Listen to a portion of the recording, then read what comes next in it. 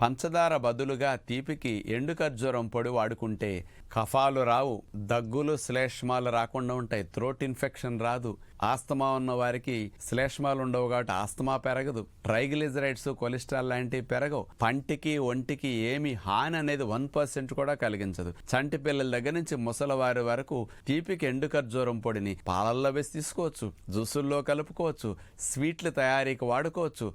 రవ్వ లడ్లు, కజ్జికాయలు, పూతరేకులు, సున్నులు, డ్రై ఫామ్లో వాడుకునే స్వీట్స్కి ఎండు ఖర్జూరం పొడి చాలా మంచిదన్నమాట. కాబట్టి ఆరోగ్యాన్నిచ్చే ఎండు ఖర్జూరం పొడిని, మంచి రక్తాన్ని, శక్తిని ఉత్పత్తి చేయడానికి ఎంతో మంచిది కాబట్టి దీన్ని స్వీట్ కింద వాడుకుంటే మంచిది. కావలసిన వారు 9703347476 సంప్రదించండి.